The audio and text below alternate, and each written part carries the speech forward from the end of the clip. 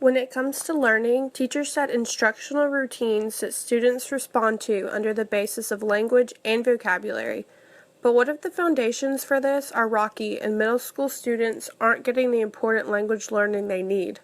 To answer this, 5 content area teachers took part in a research study on the development of literacy and vocabulary that involved 7th grade students with mixed language proficiency levels. The teachers joined forces with university researchers to collect and review data, as well as participate in classroom observations, videos, and teacher-focused meetings, keeping the focus on the role of language, literacy strategies in classroom instruction, and the impact of academic vocabulary knowledge.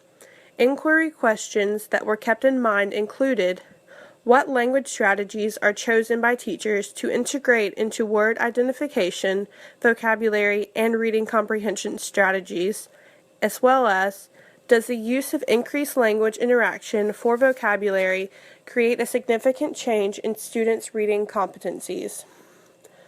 Literacy factors have to be considered.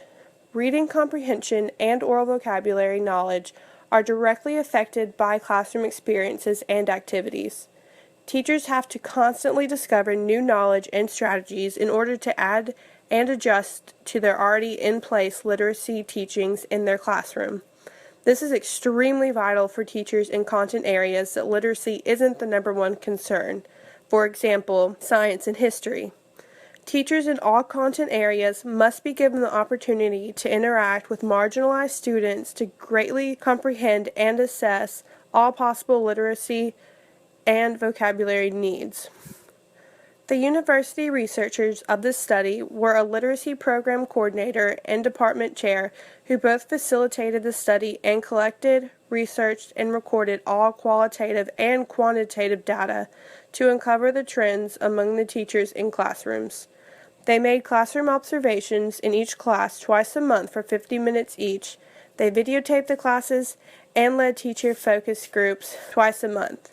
Reading resources were given to the teachers at each focus group meeting that dealt with language and literacy, vocabulary development, and writing for middle grade students.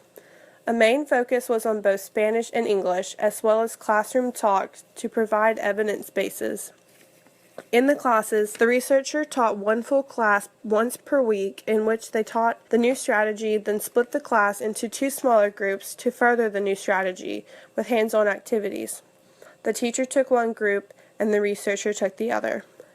As a result, teachers gained new perceptions on the new knowledge into literacy strategies they administered to their Spanish and English language learners. After instruction shifted to focus more heavily on literacy strategies for vocabulary development, student achievement in reading comprehension positively changed. The teachers made great strides for this to be possible. Teachers took an informal knowledge survey in which they were tested on their knowledge of language differences in English and Spanish, and the average score was 32.4 out of 60. Phonemic differences in the 2 languages was the weakest part of the survey, which is what they were focusing on improving for their students. This became a major focus for the teachers, and how they taught phonemic differences was a major factor. However, by the end of this study, all of the teachers scored the full 60 points. When coming up with new choices for teaching vocabulary and literacy skills, the teachers kept the words flexible, concise, and age and grade appropriate in mind as they upped their use of visual and graphic organizers in their classrooms. Students were forced into new collaborative discussions on topics that allowed them to build new background knowledge for reading and writing competencies. Building on this, teachers provided a safe environment for students to freely have opportunities to discuss new ideas and develop personal connections to their background knowledge. Word identification, vocabulary, and reading comprehension were all integrated into daily classroom lessons and activities in many ways. Teachers found it beneficial to have students tell of an experience, and as the student spoke, the teacher wrote the experience on the board. This exposed spellings, context, and vocabulary to struggling readers. In one particular science class, the teacher wanted to expand on the concepts of work and force, so she had the class perform the following activity. They watched a video that dealt with the terms work and force. The students got in groups, to come up with their own definitions for the term work. One example of a definition was Linda's group, which was a force used to move an object. Maria's group said, a force that exerts on an object that can cause it to move. And Andrea's group said, force you exert to move an object. All similar, but really different word variations. As they shared, the teacher wrote definitions on the board. Then she read the following passage to her students. After a heavy snowstorm, a neighbor's car gets stuck in the snowdrift. He shovels some snow away from the car and tried to push it backwards. The spinning tires whine as the driver attempts to move. Although you should try as hard as you can, the car will not budge. After 10 minutes of strenuous pushing, you are nearly exhausted. Unfortunately, the car is still lodged in the snow. Did you do any work? Some students said no, while others said yes, both positions having to defend their answer. As it turns out, no work was done, and students comprehended this by coming up with their own similar examples. Looking back, by writing student responses on the board, the teacher encourages and supports reading, word recognition, and topic comprehension.